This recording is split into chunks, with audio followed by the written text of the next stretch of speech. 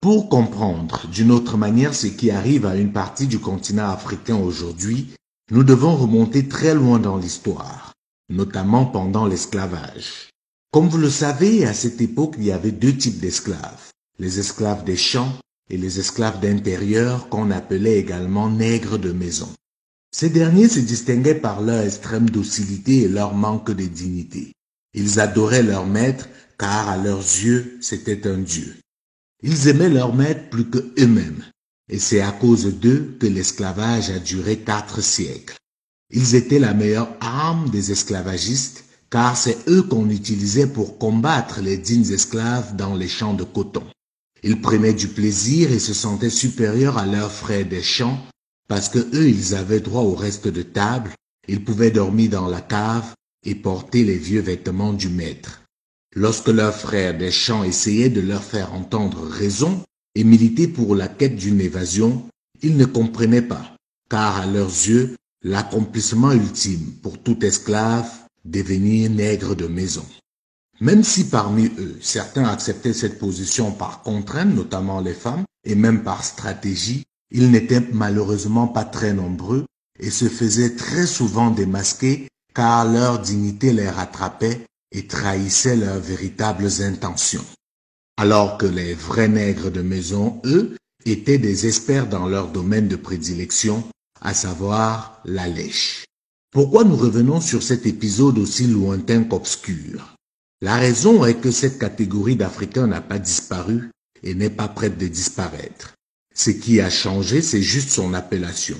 On est passé de nègres de maison à évoluer pendant la colonisation et d'évoluer à collaborateurs, de collaborateurs à partenaires à nos jours. Souvenez-vous, pendant la colonisation, les nationalistes étaient qualifiés d'indigènes et ceux qui remerciaient le ciel pour la présence des colons étaient les évolués. Ces derniers avaient, comme c'était déjà le cas avec les nègres de maison, certains petits avantages, quasiment les mêmes qu'on donnait aux nègres de maison. Reste de table, vieux vêtements, et le Graal pour certains était de pouvoir arborer un jour le fameux casque colonial. C'est donc naturellement à ceux-là que les colons ont fait semblant de remettre le pouvoir au moment de ce qu'on a appelé la décolonisation.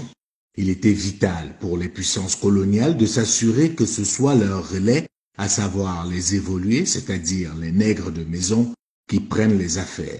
C'est pour cela que les dignes fils de l'Afrique, à l'instar de Lumumba, Kwame Nkrumah, Umnyobe, Thomas Sankara et bien d'autres, devaient être sacrifiés pour ne pas faire ombrage aux nègres de maison qu'on devait installer pour assurer la poursuite de l'exploitation de l'Afrique sans plus subir de critiques et de pression, puisque désormais ce n'est plus le colon qu'on voit, mais le nègre de maison qui souverainement décide de se faire aider par les gentils colons, et le terme politiquement correct pour désigner la colonisation qui se poursuit aujourd'hui, c'est bien sûr la coopération. Vous comprenez donc pourquoi il est plus important pour certains princes africains d'être mieux vus par la puissance coloniale que par leurs propres sujets. Ils estiment, et ceci très souvent à juste titre, que leur but ultime est de satisfaire leur maître. Parce qu'ils ne sont pas ingrats, ils savent que leur pouvoir vient en grande partie de lui. C'est tellement fort qu'ils se font concurrence pour savoir qui est le meilleur élève, c'est-à-dire qui donne le plus satisfaction au maître. Ce phénomène se développe également autour de ces princes africains. Ils ont aussi leurs nègres de maison, qui sont très généralement leurs principaux collaborateurs, même si on y trouve aussi des capitaines d'industrie qui pensent qu'il est impossible de dissocier le monde politique du monde économique et même social. Pour ces derniers, leur chef est un dieu. D'ailleurs, pour paraphraser un ministre camerounais, c'est leur créateur. Et en tant que ses créatures, ils doivent l'adorer. Tout ce qu'il fait est bon. Et c'est pour cela qu'ils ont du mal à comprendre la réaction des esclaves des champs, entendez les vrais opposants, qui osent s'attaquer à un dieu si bon au lieu de s'incliner et espérer qu'un jour, il fasse d'eux également des nègres de maison. Ces nègres de maison sont là, autour des chefs. Ils savent au fond d'eux que la majorité de leurs congénères souffrent. Mais si eux, ils peuvent dormir au chaud, avoir à manger régulièrement à leur table, se soigner, se permettre tous les excès, Tout va pour le mieux dans le meilleur des mondes. Et ceux qui se plaignent doivent être matés avec la dernière énergie. Ce qui est risible avec cette catégorie d'Africains, c'est que si leur maître actuel venait à disparaître, ils auraient la même attitude vis-à-vis du prochain maître. Leur foi ne repose pas vraiment sur la croyance en leur maître, elle repose uniquement sur leur intérêt et leur lâcheté. Peu importe le maître, l'essentiel pour eux, c'est de rester nègres de maison à vie. Ceci dit, il ne faut pas croire que c'est seulement au niveau des hautes sphères du pouvoir qu'on retrouve les nègres de maison. Ils sont partout et se caractérisent par un complexe d'infériorité cinglant. Ils vous disent ne pas comprendre votre agacement, votre désir de changement, votre caractère inconscient.